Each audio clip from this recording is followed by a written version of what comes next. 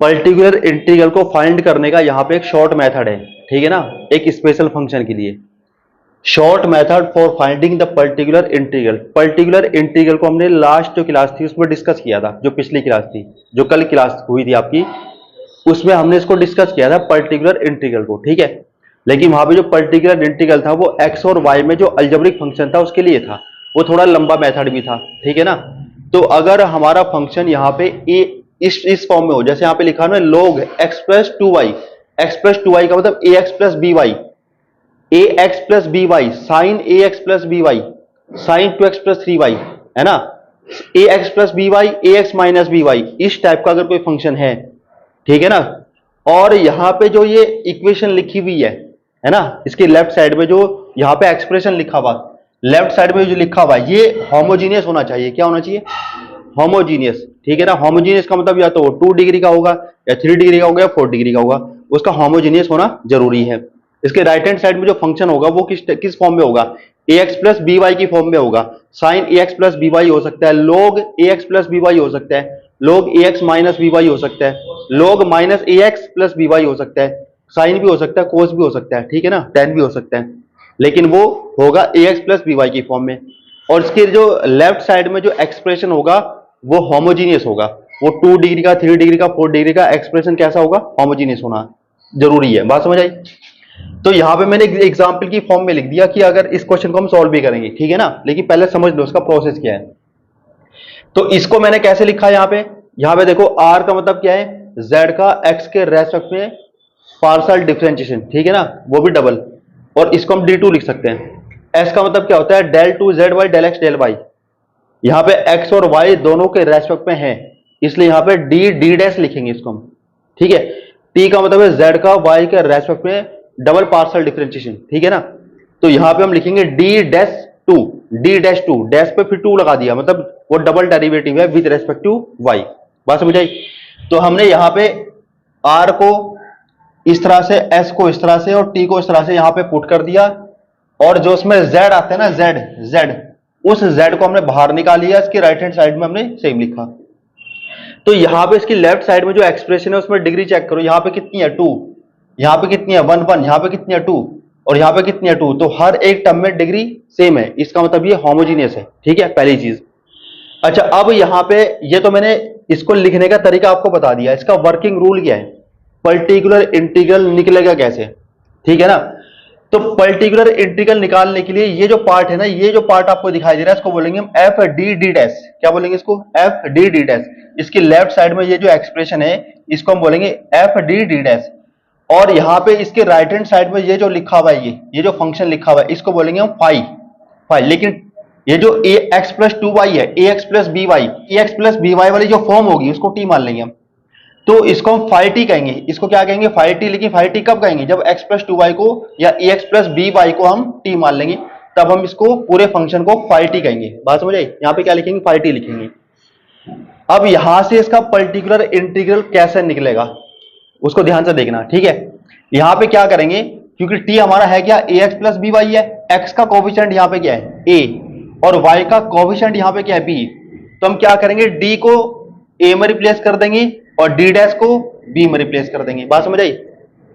तो यहां जो 1/f डी डी डैश है वो डी को ए में रिप्लेस कर दिया, डी डैश को हमने बी में रिप्लेस कर दिया, तो उसका मतलब ये हमारा इस तरह से हो जाएगा 1/f ए बी, इस तरह से हो जाएगा, ठीक है। लेकिन इस वाले फंक्शन का हमें इंटीग्रेशन करना पड़ेगा। कितनी बार करना पड़ेगा? ये जो एक्सप्रेशन है ये जितने डिग्री का होगा, जितने डिग्री का होगा उतनी ही बार हमें इसको इंटीग्रेट करना पड़ेगा। बात समझ आई?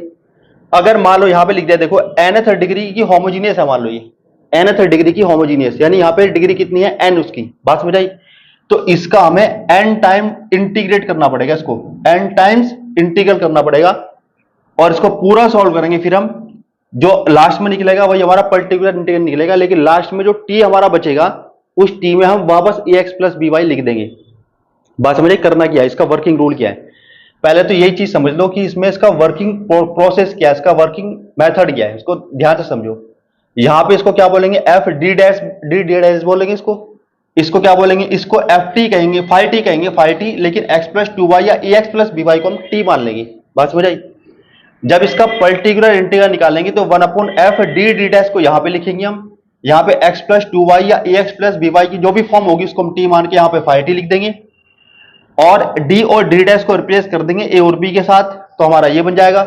याद ये रखना कि d को हम x का जो कोफिशिएंट है उसके साथ रिप्लेस करेंगे और d डैश को हम y के कोफिशिएंट के साथ रिप्लेस करेंगे। बात समझ आई? a और b में रिप्लेस करेंगे, तो ये हमारा चेंज हो जाएगा इसमें। और जो phi t है इसको करेंगे इंटीग्रेट, कितनी बार करेंगे? जितने डिग्री का ये होमोजीनियस होगा। अगर ये 2 डिग्री का है 2 बार इंटीग्रेट करेंगे, 3 डिग्री का है 3 बार इंटीग्रेट करेंगे, 4 डिग्री का है 4 बार करेंगे, n डिग्री का है तो n टाइम इंटीग्रेट उसको करेंगे। ठीक है, यहां से इसको पूरा सॉल्व करके आपका क्या आ जाएगा? पर्टिकुलर इंटीग्रल हो जाएगा। लास्ट में इसमें जो t बचेगा t को हम ax प्लस by पुट कर देंगे। यह है pi निकालने का इसमें मेथड। लेकिन कभी कभी क्या होगा, जब आप इसमें d और d डैश को a और b में रिप्लेस करोगे तो कभी कभी ऐसा होगा ये 0 बन जाएगा, तो इस ये हो जाएगा आपका एक्सेप्शनल केस। तो फिर ये वाला मेथड नहीं लगने का उसमें। बात समझ आई? ये एक्सेप्शनल केस है, ये इसमें नहीं लगने का। कब नहीं लगेगा? जब d को a और d डैश को b में रिप्लेस करने से f a b आपका क्या बन रहा होगा? 0 बन रहा होगा, तो फिर ये वाला मेथड इसमें नहीं लगेगा। फिर pi निकालने के लिए क्या करना पड़ेगा उसको वो ध्यान से देखना। यहां पे एक चीज तो ध्यान रखना, ये जो है ना ये आपका इस वाली फॉर्म में जरूर बनेगा। ठीक है ना? यहां पे या जैसे a प्लस बी का whole square, a plus B का होल क्यूब, इस टाइप की ये पावर बन जाएगी। यहाँ पे n की जगह 2 भी बन सकता है, 3 भी बन सकता है, 4 भी बन सकता है। एक तो ध्यान ये रखना, यानी या तो इसको आप होल स्क्वायर की फॉर्म में लिख पाओगे या इसको होल क्यूब की फॉर्म में लिख पाओगे, ऐसा ही बनेगा जरूर। ठीक है ना? अच्छा, अब यहाँ पे जो phi t है तो आपका यही है ना, phi ax प्लस by, क्योंकि यहाँ पे t का मतलब क्या है? t का मतलब ax प्लस by है। बात समझ आई? तो इसको हम क्या करेंगे, इसको हम कैसे लिखेंगे वो ध्यान से समझना। एक चीज और ध्यान देना इसमें, यहां पे y का कोफिशिएंट क्या है? b। यहां d का कोफिशिएंट क्या है? b। यहां पे x का कोफिशिएंट क्या है? a। और यहां पे d डैश का कोफिशिएंट क्या है? a। मतलब यहां पे ax प्लस by है ना, तो a b को इंटरचेंज कर दो b a, और यहां प्लस है तो यहां माइनस। बात समझ आई? तो यहां पे इस टाइप की ये फॉर्म भी होनी जरूरी है। ठीक है? अच्छा, अब इसका निकलेगा कैसे वो ध्यान से समझना। यहां पे होल पावर कितनी है इसकी? n पावर है इसकी। ठीक है, तो यहां x की पावर n लिखेंगे हम। ठीक है, यहां पे d का कोफिशिएंट क्या है? b। नीचे देखना, ऊपर नहीं देखना, ये नहीं देखना, यहां देखना d का कोफिशिएंट क्या है? b। तो यहां पे b की पावर n लेंगे हम, b की पावर n, और यहां पे फैक्टोरियल n लेंगे। इसको हम सेम लिख देंगे, तो इसको सिंप्लीफाई करके ये आ जाएगा, यही हमारा पी होगा। बात समझे? करना क्या है, इसको सॉल्व कैसे करेंगे हम। मान लो इस टाइप की फॉर्म बन गई हमारी ये, और यहां पे हमने देखा कि एफ ए भी हमारा क्या बन रहा है? 0। सबसे पहले तो हम ये देखेंगे कि ये आपका होल स्क्वायर होल क्यूब की फॉर्म में आना जरूरी है, या तो होल स्क्वायर बन जाए या होल क्यूब बन जाए, ऐसा कुछ बन जाए। ठीक है, फिर यहां पे देखें, यहाँ ए बी है, यहाँ बी ए है, यहाँ पे डी डी डैश है, यहाँ माइनस है। बात समझ आई? तो फिर हम इसको लिखेंगे कैसे? यहां पर अगर होल पावर में n है तो यहां पे लिखेंगे x की पावर n अपॉन b की पावर n, b की पावर n फैक्टोरियल n, इसको सेम। ये हमारा क्या बन जाएगा? पी बन जाएगा। ये इसका यूज कब करना? जब एफ ए बी आपका क्या बन रहा होगा? 0 बन रहा होगा। ठीक है, ये इसका वर्किंग प्रोसेस है, वर्किंग रूल है। ठीक है, पहले हम इस वाले क्वेश्चन को सॉल्व करेंगे। तो बताओ, इसको यहां से अगर सॉल्व करें तो कैसे करेंगे? यहां पे हमें क्या निकालना? पी निकालना है इसका। ठीक है, तो पी में सबसे पहले तो लिखेंगे 1 अपॉन, जहां पे डी डी डैश का जो फंक्शन है उसको लिखा जाएगा, मतलब इसको लिखा जाएगा इसको। तो यहां पे इसको लिखेंगे 4, ये d2 माइनस ये 4, ये d, ये d डैश, और यहां पे क्या लिखेंगे? प्लस ये आएगा d डैश का स्क्वायर, ऐसा लिख देंगे इसको। और यहां पे इसको लिखेंगे हम 16 log ये x प्लस 2y, ये ठीक है। अब ध्यान दो, इसको मैं क्या लिख सकता हूं? इस पूरे को, इसको मैं लिख सकता हूं 1 अपॉन, ये आएगा 2d और माइनस, यहां पे आएगा माइनस d डैश का होल स्क्वायर। बताओ लिखा जा सकता है इसको ऐसे? और इसको हमने लिखा same log x plus 2y। यहां पे x का कोफिशिएंट कितना है? 1 है। आई बात समझ? अब यहां पे एक चीज सोचो कि अगर मैं d को यहां पे 1 पुट कर दूं तो यहां पे 2 बनेगा, और यहां पे d डैश को अगर मैं यहां पे 2 पुट कर दूं तो यहां 2 बनेगा। 2 माइनस 2 क्या बनेगा? 0। तो ये एक्सेप्शनल केस बन गया। बात समझ आई? यहां पे x का कोफिशिएंट 1 है, अगर मैं d को यहां 1 पुट कर दूं तो ये 2 बन जाएगा, और y का कोफिशिएंट 2 है, अगर मैं d डैश को 2 में रिप्लेस करूंगा तो ये 2 बन जाएगा, 2 माइनस 2 0 बन जाएगा। तो ये एक्सेप्शनल केस बना। तो उसमें क्या करते थे हम? उसमें यहां पे हम सबसे पहले तो ये देखेंगे पावर कितनी है 2। तो यहां पे लिखेंगे x की पावर 2 अपॉन फैक्टोरियल 2, ठीक है ना। और d का कोफिशिएंट क्या है 2, तो यहां पे लिखेंगे 2 की पावर 2, यहां पे लिखेंगे 2 की पावर 2। और यहां पे इसको लिखेंगे सेम, ये आएगा 16 लॉग ये आपका x प्लस 2y। और ये 4 है, 4 से इसको काटेंगे तो ये 4 आएगा, और ये 2 है, 2 से इसको काट के 2 आएगा, तो ये फाइनली क्या बनेगा, ये बनेगा 2x स्क्वायर, यहां पे आएगा लॉग x प्लस 2y। ये इसका पर्टिकुलर इंटीग्रल हमने निकाल दिया। अच्छा, कॉम्प्लीमेंट्री फंक्शन में यहां नहीं निकालूंगा, कॉम्प्लीमेंट्री फंक्शन में पहले डिस्कस कर चुका, एक पूरी क्लास कॉम्प्लीमेंट्री फंक्शन पे हुई थी। तो कॉम्प्लीमेंट्री फंक्शन को मैं लिख देता हूं डायरेक्ट यहां पे, ठीक है। तो कॉम्प्लीमेंट्री फंक्शन जो आएगा इसका वो इस टाइप से आएगा, 5(1), ये आएगा आपका 2y प्लस एक्स, और प्लस ये आएगा 5(2), ये आएगा आपका 2y प्लस एक्स, यहां पे आएगा x इंटू ये 5(2) और ये 2y प्लस एक्स, ये आपका कॉम्प्लीमेंट्री फंक्शन है। अब फाइनली सॉल्यूशन अगर निकालना हो तो सॉल्यूशन कैसे निकलता है बताओ, z is equal to complementary function plus particular integral. अब कॉम्प्लीमेंट्री फंक्शन हमारा ये है, इसको हम लिखेंगे 5(1), ये 2y प्लस एक्स, और प्लस का x, ये 5(2), ये 2y प्लस एक्स, और यहां पे लिखेंगे पर्टिकुलर इंटीग्रल। पर्टिकुलर इंटीग्रल हमारा कितना है 2x स्क्वायर, ये आएगा आपका 2x square log x plus 2y। ये फाइनली इसका आंसर आ जाएगा। बात समझ आई कैसे किया इसको, ये समझ आ गया।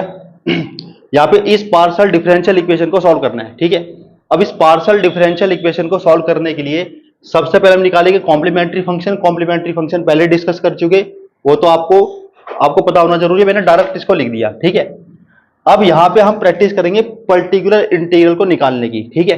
तो उसका पीआई निकालेंगे, कैसे निकालेंगे बताओ, यहां पे पीआई लिख रहे हैं, ठीक है। यहां पे लिखेंगे 1 अपॉन जो डी में एक्सप्रेशन है उसको लिख देंगे हम, यहां पे लिखेंगे इसको d3 माइनस ये 4, ये d2, ये d डैश, और प्लस ये आपका 4d डैश स्क्वायर, है ना। और यहां पे लिखेंगे इस फंक्शन को, ये आएगा आपका 4 साइन ये आपका 2x प्लस y, ये ठीक है। इसमें से हम कॉमन कर सकते हैं d को, तो हम इसमें से d को बाहर कर लेंगे। देखो यहां पे क्या बचेगा, ये बचेगा आपका d2 माइनस ये आएगा 4d डैश, इसमें से हमने d को बाहर किया तो यहां पे बचेगा 4, ये आएगा d डैश 2, और जो d हमने निकाला इसमें से उसको लिख लेंगे 1 अपॉन d, और यहां पे आएगा 4 साइन ये आएगा आपका कितना 2x प्लस y, इसको ऐसे लिख दिया, ठीक है। अब ये बताओ 1 अपॉन डी का मतलब क्या होगा, 1 अपॉन डी का मतलब होगा x के रेस्पेक्ट में इंटीग्रेशन, x के रेस्पेक्ट में इंटीग्रल, ठीक है।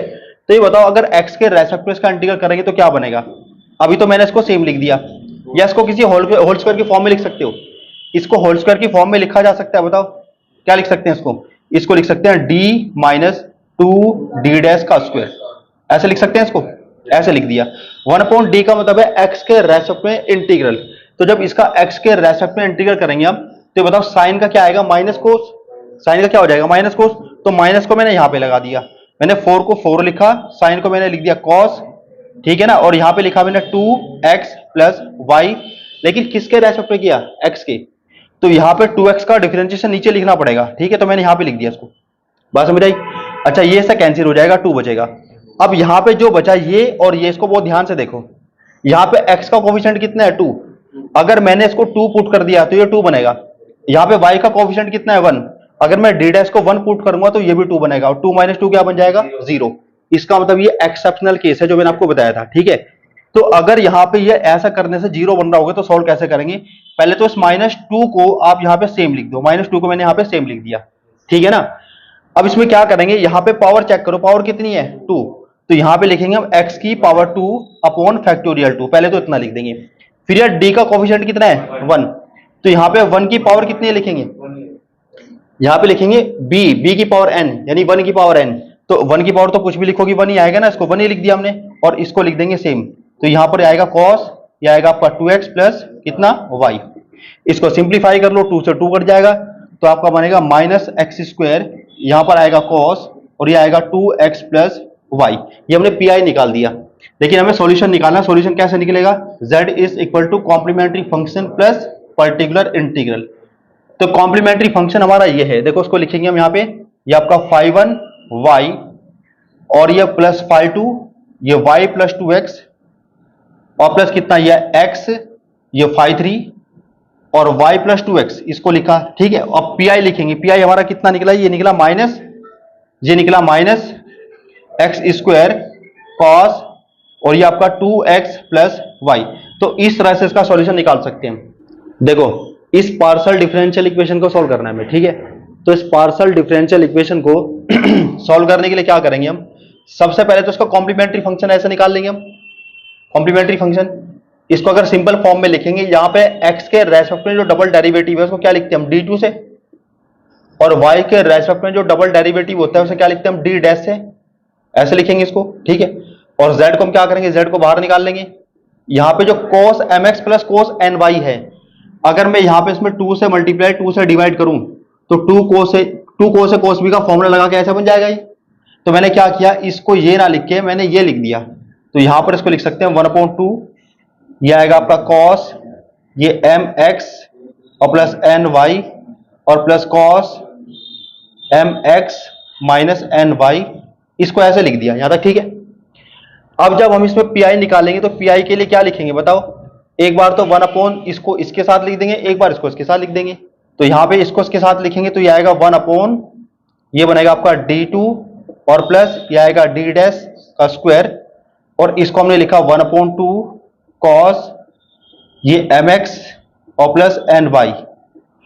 अब इसको इसके साथ भी लिखेंगे 1/2 की मल्टीप्लाई कर देंगे अंदर, तो ये बनेगा आपका 1 ये d2 और प्लस ये d डैश का स्क्वायर, और यहां पे लिखेंगे 1/2 ये आपका cos mx माइनस ny, ऐसे लिख दिया। अच्छा अब यहां पे ये एक्सेप्शनल वाला केस है या नहीं है, पहले एक बार चेक कर लो। यहां पे अगर आपने डायरेक्ट अगर d को m पुट कर दिया और d डैश को n पुट कर दिया तो क्या जीरो बनेगा, ये नहीं बनेगा। यहां भी जीरो नहीं बनेगा, इसका मतलब ये एक्सेप्शनल केस नहीं है, एक्सेप्शनल नहीं है। अब क्या करना, अगर ये एक्सेप्शनल नहीं है तो आपको क्या करना पड़ेगा, d और d डैश को रिप्लेस करना पड़ेगा m और n के साथ। पहले तो ये काम कर लो, यहां पे लिखेंगे इसको 1 यहां पे लिखेंगे m स्क्वायर, यहां पे लिखेंगे n स्क्वायर। इस 1/2 को मैंने यहां पे लिख दिया ऐसे, बात समझ आई। अब इसका क्या करना पड़ेगा, मैंने आपको बताया था जो mx प्लस ny है इसको दिमाग में क्या सपोज कर लो t, और ये बन गया cos t, और cos t को करना पड़ेगा इंटीग्रेट कितनी बार, मैंने कहा था यहां पे चेक करो डिग्री कितनी है 2, तो 2 बार इसको इंटीग्रेट करोगे आप, तो ये माइनस कोस बनेगा और t बनेगा ना, t को वापस लिख देंगे mx प्लस ny। अब इस पे आ जाओ इधर, ये 1 ये बताओ अगर d और d डैश को m और माइनस n में रिप्लेस करेंगे, यहां रखेंगे स्क्वायर की वजह से कोई फर्क पड़ेगा, जीरो बनेगा नहीं बनेगा। तो यहां पे इसको लिखेंगे 1/m स्क्वायर और प्लस कितना n स्क्वायर, यहां पे जो 2 है इस 2 को हम लिख देंगे सेम। ये क्लियर है। अब क्या करना है, यहां पे इसको सपोज कर लो थोड़ी देर के लिए दिमाग में क्या सपोज कर लो t, ये आपका बन गया cos t, यहां पे डिग्री कितनी है 2, तो cos t का 2 बार इंटीग्रेशन करेंगे हम, एक बार करेंगे तो क्या बनेगा sin t का दोबारा करेंगे तो माइनस cos t, तो यहां पे लिखेंगे इसको माइनस cos और t को हम क्या लिख देंगे इसमें mx माइनस ny, इसको ऐसे लिख देंगे। यहां तक समझ आ गया। अब क्या करेंगे, इस माइनस को यहां पे लिख लो, थोड़ा सिंपल फॉर्म में लिख लो इसको, ये आएगा माइनस 1 ये 2, या कॉमन कर लो, ये पूरा ही कॉमन हो सकता है, ठीक है ना। इसको पूरे को ही हम क्या करेंगे कॉमन कर लेंगे, तो यहां पे क्या बनेगा, ये आपका बनेगा m square plus n square, ये बनेगा। अब अंदर क्या बचेगा आपका, ये बचेगा आपका cos, ये आएगा आपका mx प्लस ny, और यहां पे क्या बचेगा प्लस, ये आपका बचेगा cos mx माइनस ny, ठीक है ना। ये आपका क्या निकल गया, पर्टिकुलर इंटीग्रल, ठीक है। अब फाइनली अगर आपको सॉल्यूशन निकालना है, z निकालना है, तो क्या करोगे, कॉम्प्लीमेंट्री फंक्शन को पर्टिकुलर इंटीग्रल के साथ ऐड कर दोगे। कॉम्प्लीमेंट्री फंक्शन आपका ये है, पर्टिकुलर इंटीग्रल ये है, दोनों को ऐड कर दोगे और यही आपका क्या आ जाएगा, जो पार्शियल डिफरेंशियल इक्वेशन दे रखी है उसका सॉल्यूशन आ जाएगा। देखो पार्शियल डिफरेंशियल इक्वेशन ये है जिसको सॉल्व करना है हमें, ठीक है। तो इसको सॉल्व कैसे करेंगे, कॉम्प्लीमेंट्री फंक्शन तो पहले की तरह से निकाल लेंगे हम, ठीक है ना। अब यहां पे निकालेंगे पर्टिकुलर इंटीग्रल, तो पर्टिकुलर इंटीग्रल के लिए यहां पे लिखेंगे 1 यहां पे इसको लिखा हमने d2 और प्लस कितना 3 ये d डैश और प्लस कितना 2 ये d डैश का स्क्वायर, और यहां पे इसको लिखा x प्लस y। ये बताओ x का कोफिशिएंट यहां पे कितना है 1, यहां पे y का कोफिशिएंट कितना है 1। इसका मतलब यह है कि यहां पे हम अगर d को 1 और डी डैश को 1 पुट करते हैं तो क्या 0 बनेगा ये? बताओ क्या 0 बनेगा ये? नहीं बनेगा, नहीं बनेगा, ठीक है। तो ये यहां पे 0 नहीं बनेगा तो डायरेक्ट इसमें वैल्यूज पुट कर देंगे। हम क्या करेंगे, d को 1 और d डैश को 1 पुट कर दो तो क्या बनेगा 1 और 3 4 और 2 6, ये 6 बन जाएगा। बात समझ आई? अब यहां माइंड में इसको क्या सपोज करोगे, इसको पूरे को t, क्या बनेगा ये t, और इस t को क्या करना, इंटीग्रेट। कितनी बार करोगे, यहां पे कितनी डिग्री है 2, तो 2 बार इंटीग्रेट करोगे। ये बताओ अगर t को इंटीग्रेट करोगे फर्स्ट टाइम तो क्या बनेगा t²/2, जब दोबारा करो तो क्या बनेगा, ये बनेगा t की पावर 3/6 बनेगा। लेकिन t है यहाँ पे क्या x+y, तो वापस यहाँ पे x+y पुट कर दो तो ये आपका बनेगा x+y की होल पावर 3/6। तो ये बनेगा आपका x+y की होल पावर कितना 3/36। बात समझ आई? ये पीआई निकल गया। हमें निकालना सॉल्यूशन इसका, z is equal to complementary function plus particular integral. बस क्या करना, कॉम्प्लीमेंट्री फंक्शन आपका ये है, पर्टिकुलर इंटीग्रल ये है। कॉम्प्लीमेंट्री फंक्शन पर्टिकुलर इंटीग्रल को क्या कर देंगे, ऐड कर देंगे और यही आपका इसका सॉल्यूशन बन जाएगा।